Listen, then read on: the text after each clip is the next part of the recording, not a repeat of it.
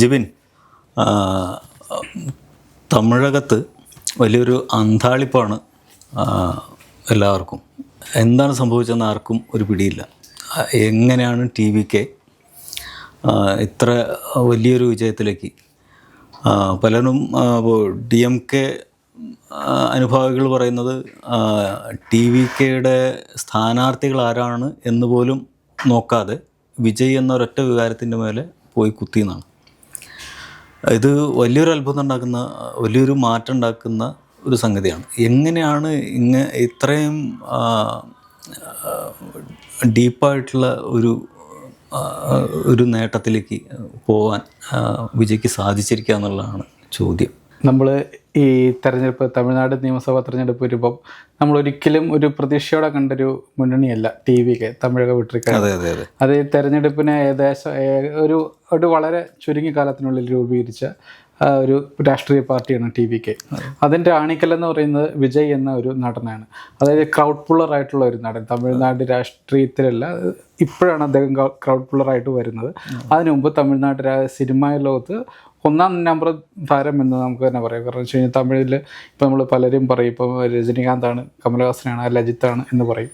പക്ഷേ അവിടെ സ്വാഭാവികമായിട്ട് നമ്മൾ നോക്കിക്കാണുമ്പോൾ അവിടെ വിജയ് തന്നെയാണ് ഒന്നാം നമ്പർ താരം. വിജയുടെ ഗ്രാഫാണ് ഏറ്റവും ടോപ്പിലുള്ളത്. ആ വിജയ്ക്കിന് ശേഷമേ അജിത്തും ആയാലും രജനീകാന്ത് ആയാലും വരുന്നുള്ളൂ. അത്രയും ഒരു ടോപ്പ് ലെവലിൽ നിൽക്കുന്ന ഒരു അവസ്ഥയിൽ നിന്നാണ് അദ്ദേഹം പെട്ടെന്ന് സിനിമ ഉപേക്ഷിച്ചിട്ട് രാഷ്ട്രീയത്തിലേക്ക് വരാനുള്ള ഒരു തീരുമാനം എടുക്കുന്നത്. പക്ഷേ അത് രാഷ്ട്രീയത്തിലേക്ക് പെട്ടെന്ന് വന്നതല്ലെന്ന് നമുക്ക് വ്യക്തമായിട്ട് അറിയാം. അദ്ദേഹം രാഷ്ട്രീയത്തിലേക്ക് വരുന്നതിന് മുമ്പ് തന്നെ അദ്ദേഹം അതിനുള്ള ഒരുക്കങ്ങളൊക്കെ നടത്തിയിട്ടുണ്ടായിരുന്നു. അതിൻ്റെ ഭാഗമായിട്ട് അദ്ദേഹത്തിൻ്റെ ഇതുകൂട്ട് ഒരു ആരാധക കൂട്ടായ്മേനെ അദ്ദേഹം രാഷ്ട്രീയ പാർട്ടിയായി മാറ്റാനുള്ള ശ്രമങ്ങൾ വർഷങ്ങൾക്ക് മുമ്പ് തന്നെ നടത്തി തുടങ്ങിയിട്ടുണ്ട്. ഏകദേശം ഒരു 2020 അടുത്ത് തന്നെ അദ്ദേഹം തൻ്റെ മക്കൾ അദ്ദേഹത്തിൻ്റെ ഒരു കൂട്ടായ്മേനെ രാഷ്ട്രീയത്തിലേക്ക് ഇറക്കുന്നുണ്ട്. അദ്ദേഹം ഈ തദ്ദേശ തെരഞ്ഞെടുപ്പിൽ അദ്ദേഹം മത്സരിപ്പിച്ച് അവിടെ വിജയിപ്പിക്കുന്നുണ്ട്. വിജയ് അത് ഈ 2026 മുന്നിൽ കണ്ട് വർഷങ്ങൾക്ക് മുമ്പ് തന്നെ ഒരുക്കങ്ങൾ നടത്തിയിരുന്നു. പക്ഷേ ഇത് നമ്മളിവിടെ പറയുന്ന ഇപ്പോൾ 2026 തെരഞ്ഞെടുപ്പിൽ അദ്ദേഹത്തിന് നിന്നുണ്ടാക്കിയ ഈ നേട്ടത്തിലേക്ക് നമ്മൾ പെട്ടെന്നൊരു കാരണം ചോദിച്ചു കഴിഞ്ഞാൽ വിജയ് എന്നുള്ളൊരു ഫാക്ടർ മാത്രമാണ്. വിജയ് എന്നുള്ള ഫാക്ടറാണ് ആ തമിഴകത്തിലെ ടി വിക്ക് ഇത്ര വലിയൊരു മുന്നണിയിലേക്ക് അല്ലെങ്കിൽ മുന്നോട്ട് കുതിപ്പിന് കാരണമായത്. വെച്ചാൽ അവരുടെ മറ്റ് സ്ഥാനാർത്ഥികളാരാ എന്ന് പോലും ആർക്കും വലിയ വ്യക്തമില്ല. പക്ഷേ അപ്പോൾ അവിടെ എല്ലാവർക്കും അവരുടെ ആ ടി വിക്ക് എന്ന ചിഹ്നം, അവരുടെ ഒരു പാർട്ടി ചിഹ്നം അല്ല കൊടിയുടെ ഒരു സിമ്പലിൽ പോലും അവർ വിജയുടെ മുഖമാണ് കാണുന്നത്. അപ്പോൾ സ്വാഭാവികമായിട്ടും ഈ വിജയ്ക്ക് വന്ന വോട്ടുകൾ എന്ന് പറയുന്നത് സ്വാഭാവികമായിട്ട് ഈ കന്നി വോട്ടർമാർ കൂടുതലും വിജയ്ക്ക് വോട്ട് ചെയ്തിട്ടുണ്ട്. യുവജനങ്ങളുടെ വോട്ട് നന്നായിട്ട് കിട്ടിയിട്ടുണ്ട്. ഇപ്പോൾ നമ്മൾ ജെൻസികളുടെ കാര്യമൊക്കെ പറഞ്ഞ പോലെ ജെൻസികളുടെ വോട്ടൊക്കെ വളരെയധികം വിജയ്ക്ക് ടി വിക്കൊക്കെ കിട്ടിയിട്ടുണ്ട്. ഇതിനു മുമ്പ് ഇവരെ തദ്ദേശ തെരഞ്ഞെടുപ്പിൻ്റെ ഒക്കെ ശേഷം നിയമസഭാ തെരഞ്ഞെടുപ്പ് വരുന്നതിന് മുന്നോടിയായിട്ട് സർവേ നടത്തിയിരുന്നു ടി വിക്ക്. അവരുടെ എന്താവും അവസ്ഥ, എത്രത്തോളം തെരഞ്ഞെടുപ്പിനെ എങ്ങനെ നോക്കിക്കാണണം എന്നുള്ള കാര്യത്തിൽ ഒരു പഠനം നടത്തുന്നതിൻ്റെ ഭാഗമായിട്ട് അവരൊരു സർവേ നടത്തിയിരുന്നു. ആ സർവേയിൽ റിപ്പോർട്ട് പ്രകാരം ഈ ന്യൂജൻ കുട്ടികളായിട്ടുള്ളവരും അല്ലെങ്കിൽ ഈ ജെൻസികളായിട്ടുള്ളവരും 30% പിടിക്കുന്നതാണ്. അങ്ങനെ വലിയൊരു 30% ഇപ്പോൾ പിടിക്കുമെന്നൊരു പ്രവചനം ഉണ്ടായിരുന്നു. പക്ഷെ ആ കണക്കുകളെ കവച്ചു വെക്കുന്നൊരു മുന്നേറ്റം ഈ 2026 നിയമസഭാ തെരഞ്ഞെടുപ്പിലോട്ട് വരുമ്പോൾ സാധിക്കുന്നുണ്ട്. അപ്പോഴാണ് നമ്മളവിടെ കാണേണ്ട ഒരു കാര്യം എന്ന് പറഞ്ഞാൽ ഡി എം കെയുടെ കാര്യമാണ്. ഡി എം കെയുടെ തകർച്ചയാണ് നമ്മളവിടെ കാണുന്നത്. ഒരിക്കലും നമ്മളവിടെ പ്രതീക്ഷിച്ചിട്ടില്ല ഡി എം കെക്ക് ഇങ്ങനെ ഒരു അവസ്ഥ ഉണ്ടാകും. നേരത്തെ നമ്മളെല്ലാവിടെയും കാണുന്നത് അവിടെ ഡി എം കെയും തമ്മിലുള്ള ഒരു സ്ട്രൈറ്റ് ആയിട്ടുള്ള ഒരു ഫൈറ്റാണ് നടക്കുന്നത്. ഡി എം കെയുടെ കൂടെ തന്നെ ഏറ്റവും കൂടുതൽ നഷ്ടം സംഭവിച്ചിട്ടുള്ള മറ്റൊരു കക്ഷിയാണ് വിടുതலை ചിരതകൾ.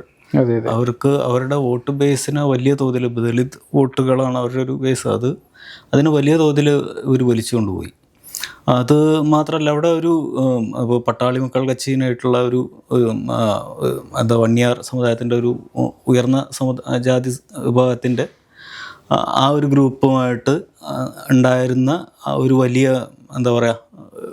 ഒരു സംഘർഷം, അത് ഏറ്റവും കൂടുതൽ മുതലെടുക്കാൻ കഴിഞ്ഞത് വിജയിക്കാണെന്നുള്ളതാണ് കാണുന്നത്. ശരിക്കും ഡി എം കെക്ക് ഗുണകരമാകേണ്ടിയിരുന്ന പല പൊളിറ്റിക്കൽ ഡെവലപ്മെൻറ്റ്സും ഗുണകരമായിട്ട് വന്നത് ആത്യന്തികമായിട്ട് വിജയിക്കാണ്.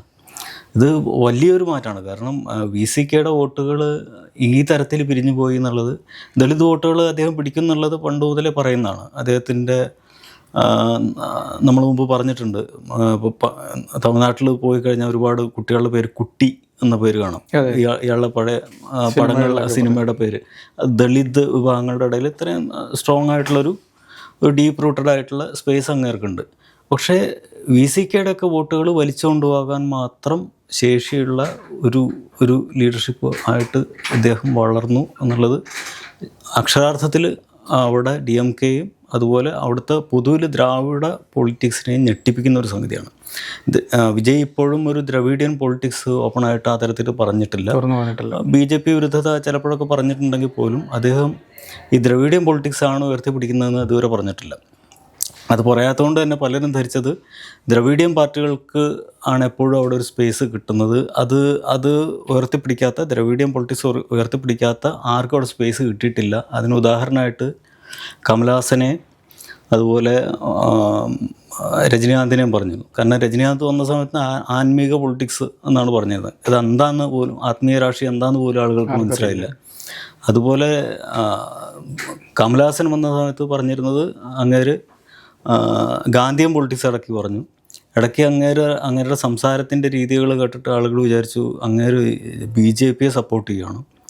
ഇതൊക്കെ കൂടാതെ പുള്ളിയുടെ വാക്കുകൾ ട്രാൻസ്ലേറ്റ് ചെയ്തിട്ട് വേണമായിരുന്നു അത്രയും തൂയ തമിഴിലൊക്കെ ശുദ്ധ തമിഴിലൊക്കെ സംസാരിക്കുന്ന ആ തരത്തിൽ അങ്ങേരുടെ പൊളിറ്റിക്സ് എന്താണെന്ന് ക്ലിയർ ആവാത്തത് കൊണ്ട് തന്നെ ഒരു തരത്തിലും അങ്ങേർക്കൊരു സ്പേസ് കിട്ടില്ല.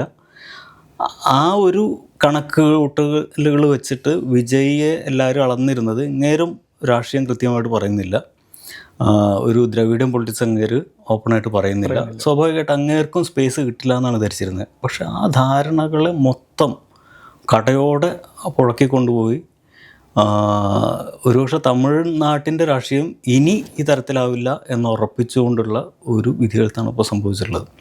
ഇത് സത്യത്തിൽ എപ്പോഴും സ്റ്റാലിൻ മാധ്യമങ്ങളെ കാണാൻ കൂട്ടാക്കിയിട്ടില്ല. അങ്ങേര് നമ്മളെക്കാൾ അന്താളിപ്പിലാണ് എന്നാണ് മനസ്സിലാക്കേണ്ടത്.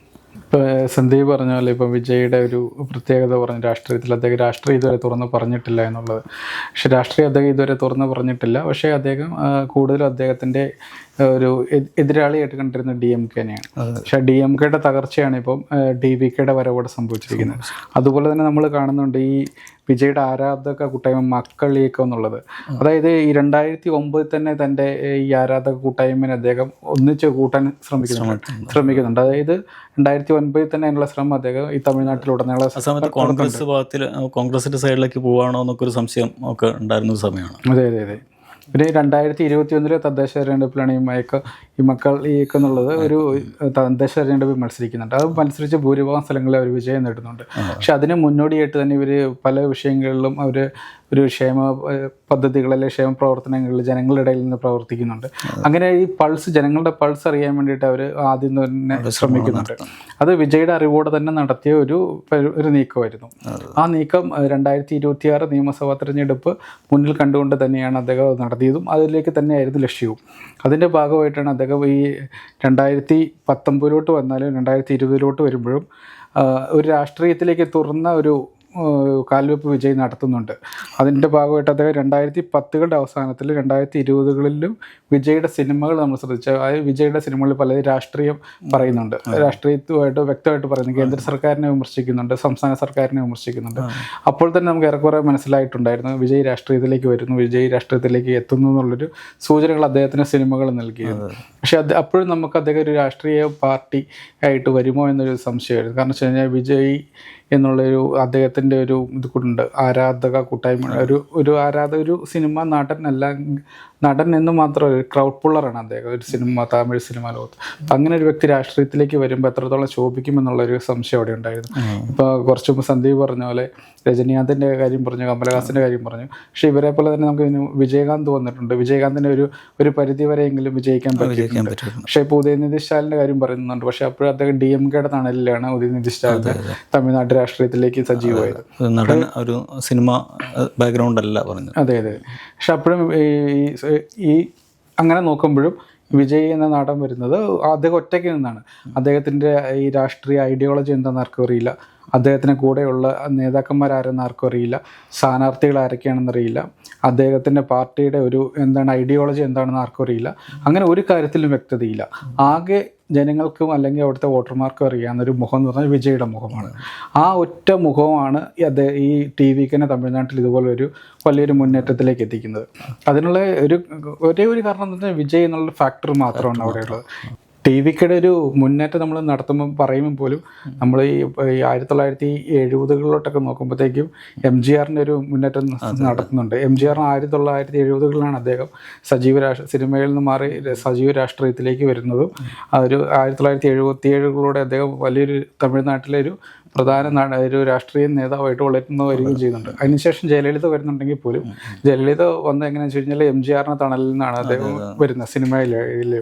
പക്ഷേ വിജയിൻ്റെ കാര്യം പറഞ്ഞാൽ അദ്ദേഹം ആരുടെയും തണലില്ലാതെ ആരുടെ സപ്പോർട്ടില്ലാതെ വേദിക്കുകയാണ്. അത് പല ഒരു അലയൻസ് വാഗ്ദാനങ്ങളും TVK കിട്ടുന്നുണ്ട്. കാരണം എങ്ങനെയെങ്ങാനും ഏതെങ്കിലും വിജയുടെ ഒരു ഇമ്പാക്റ്റിൽ TVK വളർന്നാലോ എന്നുള്ളൊരു ഭയം പലർക്കും ഉണ്ടായിരുന്നു. അപ്പോൾ സ്വാഭാവികമായിട്ട് വിജയുടെ അലയൻസിന് പല രാഷ്ട്രീയ പാർട്ടികളും ഒരു ശ്രമം നടത്തുന്നുണ്ട്. പക്ഷേ വിജയ് അവിടെ അലയൻസിനൊന്നും തയ്യാറാകുന്നില്ല. വിജയ് ഒറ്റയ്ക്ക് വഴിവിട്ട് മുന്നോട്ട് പോകാനുള്ള തീരുമാനത്തിലായിരുന്നു.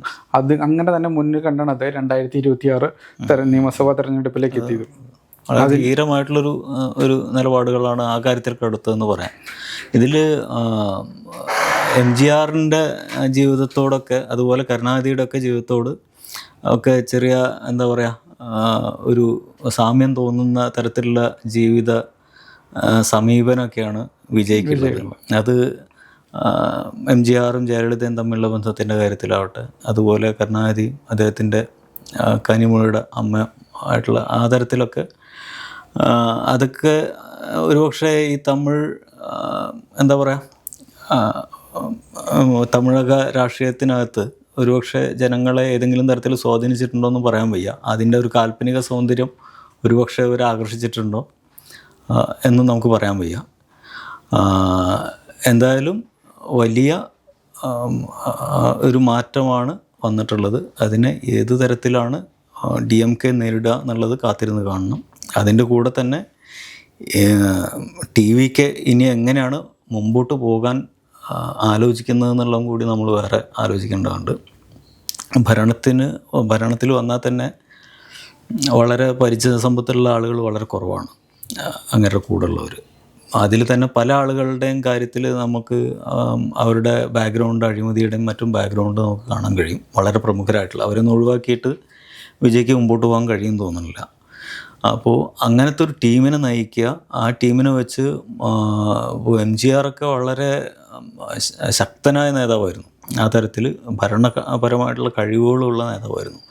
വിജയുടെ ഭരണപരമായ കഴിവുകൾ എന്താണെന്നുള്ളത് നമുക്കറിയില്ല. അതൊക്കെ ഇനി കണ്ടറിയേണ്ടതുണ്ട്. എന്തായാലും അടുത്ത 5 വർഷത്തിനുള്ളിൽ അതിലൊരു ക്ലാരിറ്റി വരും എന്ന് കരുതാം. അതായത് ഇപ്പോൾ സന്ദീപ് പറഞ്ഞ പോലെ ഐഡിയോളജിയുടെ പ്രശ്നം അവിടെ ഒരു വലിയ ഘടകമാണ്. കാരണം വെച്ച് കഴിഞ്ഞാൽ ഇത്ര വലിയൊരു വിജയം നേടിക്കിട്ട് വരുമ്പോൾ അവിടെ DMKനെ നിലംപരിശാക്കിയിട്ട് മുന്നോട്ട് വരുമ്പോൾ ഒരു സാഹചര്യം ഉണ്ടാകുമ്പോൾ TVKയും അതുപോലെ തന്നെ വിജയും അവരുടെ രാഷ്ട്രീയ ഐഡിയോളജി എന്താണെന്ന് വ്യക്തമാക്കേണ്ട ഒരു സാഹചര്യത്തിലൂടെയാണ് കടന്നു പോകുന്നത്. 2024 ഫെബ്രുവരിയിലും മറ്റുകൊണ്ടാണ് അദ്ദേഹം ഒരു രാഷ്ട്രീയ പാർട്ടി രൂപീകരണത്തിലേക്ക് ഒരു തുറന്ന പ്രഖ്യാപനം നടത്തുന്നു. അതിനുശേഷം സിനിമയിൽ നിന്ന് മാറി നിൽക്കുന്ന ഒരു പ്രഖ്യാപനം നടത്തിയത്. വിജയ് തമിഴ് സിനിമാ ലോകത്തുനിന്ന് മാറി നിന്നതിൻ്റെ ഒരു ആഘാതം ഇപ്പോഴും തമിഴ് സിനിമാ ലോകത്തുനിന്ന് മാറിയിട്ടില്ല. കാരണം വെച്ച് കഴിഞ്ഞാൽ അദ്ദേഹം ഉണ്ടാക്കിയ ഒരു ഹിറ്റുകളുടെ ഒരു സാഹചര്യമൊന്നും ഇപ്പം തമിഴ് സിനിമാ ലോകത്തില്ല. പെട്ടെന്നൊരു സുപ്രഭാതത്തിൽ അദ്ദേഹം രാഷ്ട്രീയത്തിലേക്ക് വരികയായിരുന്നു. പക്ഷേ ഇപ്പോൾ ഈ തവണ 2026 തെരഞ്ഞെടുപ്പിൽ വലിയൊരു വിജയം, ഒട്ടും പ്രതീക്ഷിക്കാത്ത വിജയം. നമ്മളെ എക്സിറ്റ് പോൾ ഫലങ്ങൾ വന്നായിരുന്നു. ആ എക്സിറ്റ് പോൾ ഫലങ്ങളിൽ തന്നെ ആദ്യം തന്നെ വിജയ് 100-ലധികം സീറ്റുകൾ നേടുന്നു പറഞ്ഞപ്പോൾ പലരും അതിനെ പരിഹസിക്കുന്നൊരു ആ എക്സിറ്റ് പോൾ പ്രവചിച്ചവരെ പരിഹസിക്കുന്നൊരു സമീപനമാണ് ഉണ്ടായത്. കാരണം വെച്ച് കഴിഞ്ഞാൽ TVK ഇത്രത്തോളം ഒരു നേട്ടം ഉണ്ടാകുമോ, ഇത്രത്തോളം ഒരു വലിയൊരു നിലയിലേക്ക് TVK എത്തുമോ എന്നൊരു ചോദ്യമായിരുന്നു അവിടെ എല്ലാ ഘട്ടത്തിലും ഉയർന്നു കേട്ടത്. പക്ഷേ തെരഞ്ഞെടുപ്പ് ഫലം വന്നപ്പോൾ അത് വോട്ടെണ്ണലിൻ്റെ ആദ്യഘട്ടം മുതൽ തന്നെ എക്സിറ്റ് പോൾ ഫലങ്ങൾ അവരെ ശരിവെക്കുന്ന ഒരു രീതിയിൽ TVKയുടെ മുന്നേറ്റം ഉണ്ടായി. TVKയുടെ മുന്നേറ്റത്തിന് കാരണം എന്ന് പറഞ്ഞാൽ നമ്മൾ ആദ്യഘട്ടം പറഞ്ഞ പോലെ തന്നെ വിജയ് എന്ന ഫാക്ടർ മാത്രമാണ്. ആ ഫാക്ടറിനെ എത്രത്തോളം ഇനി മുന്നോട്ട് കൊണ്ടുപോകാൻ പറ്റുമെന്നുള്ളതാണ്. വിജയ് എന്ന ഒറ്റ ഫാക്ടറി മാത്രമായിട്ട് TVKക്ക് ഇനി അധികകാലം മുമ്പോട്ട് പോകാൻ പറ്റില്ല. കാരണം വെച്ച് കഴിഞ്ഞാൽ DMK ആണെങ്കിലും അവിടെ അണ്ണാ DMK ആണെങ്കിലും അതുപോലെ തന്നെ ഈ BJPയുടെ ഒരു സ്വാധീനം എല്ലാം തമിഴ്നാട്ടിൽ സ്വാഭാവികമായിട്ട് ശക്തമാണ്. അങ്ങനെ ഒരു സ്ഥാനത്ത് ഇപ്പം വിജയ് ആഗ്രഹിക്കുന്ന പറഞ്ഞാൽ തമിഴ്നാട് മുഖ്യമന്ത്രി സ്ഥാനമാണ് വിജയ് ആഗ്രഹിക്കുന്നത്. അതിൽ കുറഞ്ഞ ആഗ്രഹങ്ങളൊന്നും അദ്ദേഹത്തിന് ഇല്ലാതാനും അധികാരമാണ് ആഗ്രഹിക്കുന്നത്. അങ്ങനെ ഒരു അധികാര കസേരയിലേക്ക് വരുമ്പോഴത്തേക്കും പാർട്ടിക്ക് ഒരു ഐഡിയോളജി ആവശ്യമാണ്, രണ്ടാം തരം നേതാക്കന്മാർ ആവശ്യമാണ്. അപ്പോൾ ഒരു ഗ്രാസ് റൂട്ട് ലെവലിൽ നിന്ന് പാർട്ടിയെ വളർത്തിയെടുക്കേണ്ട ഒരു സിസ്റ്റം ആവശ്യമാണ്. പാർട്ടിയുടെ ഒരു അച്ചടക്കം ഉൾപ്പെടെയുള്ള കാര്യങ്ങളിൽ ഒരു ക്രോഡീകരണം ഉണ്ടാകേണ്ടതാണ്. എന്താ പറയുക, കരൂര് ദുരന്തം നമ്മൾ കണ്ടിട്ടുണ്ട്. അതുപോലുള്ള സാഹചര്യങ്ങൾ ഇനിയും ഉണ്ടാകാൻ സാധ്യതയുണ്ട്. വിജയ് ചെല്ലുന്നിടത്തെല്ലാം ആ ആരാധകരും അദ്ദേഹത്തെ സ്നേഹിക്കുന്നവരും കൂടുന്നൊരു സിറ്റുവേഷൻ ഉണ്ട്. അതൊക്കെ ഒഴിവാക്കി ഒരു തികഞ്ഞ രാഷ്ട്രീയക്കാരനായി മാറി അദ്ദേഹത്തിന് മുന്നോട്ട് പോകേണ്ടതുണ്ട്. അങ്ങനെ ഒരു സാഹചര്യത്തിലേക്ക് അദ്ദേഹത്തിന് എത്തണമെങ്കിൽ അദ്ദേഹം എന്താണ് താൻ മുന്നോട്ട് വെക്കുന്ന ഐഡിയോളജി അല്ലെങ്കിൽ എന്താണ് തൻ്റെ രാഷ്ട്രീയം എന്ന് അദ്ദേഹം ക്ലാരിറ്റി വരുത്തേണ്ടതുണ്ട്. അങ്ങനെ ഒരു പൊളിറ്റീഷ്യനായി മാറിയാൽ മാത്രമേ അദ്ദേഹത്തിന് മുന്നോട്ട് പോകാനുള്ള ഒരു വഴി തെളിയിക്കത്തുള്ളൂ. പക്ഷെ പുള്ളി എത്രത്തോളം ഒരു പൂർണ്ണ പൊളിറ്റീഷ്യൻ ആവും, അതായത് സിനിമ എത്രത്തോളം ഉപേക്ഷിക്കുന്നത് നമ്മൾ കാത്തിരുന്ന് കാണേണ്ടതാണ്. കാരണം വിജയകാന്തിൻ്റെ ഒരു ശൈലി നമുക്ക് ഓർമ്മയുണ്ട്. പുള്ളി തെരഞ്ഞെടുപ്പിൻ്റെ തൊട്ട് മുമ്പായിട്ടൊരു പടം പുറത്തിറക്കും. അതിനകത്ത് ജില്ലാ പോലീസ് മേധാവിയായിരിക്കും. പുള്ളി ഇറങ്ങിയിട്ട് എല്ലാവരും വെടിവെച്ച് കൊല്ലും. ആ ഒരു സംഗതി അത് ഭയങ്കരമായിട്ട് ഇമ്പാക്റ്റ് ഉണ്ടാക്കുകയും ചെയ്യും. തെരഞ്ഞെടുപ്പിൽ അദ്ദേഹത്തിന് ഗുണം ചെയ്യുന്നുണ്ട്. അതുപോലെ MGRും രാഷ്ട്രീയത്തിൽ ഇറങ്ങിയ ഉടനെ തന്നെ അത് ഉപേക്ഷിച്ചിരുന്നില്ല. അപ്പോൾ തീർച്ചയായും അദ്ദേഹം സിനിമകളിൽ അഭിനയിക്കും, അല്ലെങ്കിൽ അഭിനയിക്കേണ്ടി വരും. കാരണം പല രാഷ്ട്രീയ ഗതിവിഗതികളെയും നേരിടാനും അണികളുമായിട്ട് ആശയവിനിമയം കുറേ കൂടി ക്ലാരിറ്റി വരുത്താനും അദ്ദേഹത്തിന് വേണ്ടി വരുന്ന എനിക്ക് തോന്നുന്നത്. എന്തായാലും കാത്തിരുന്ന് കാണാം.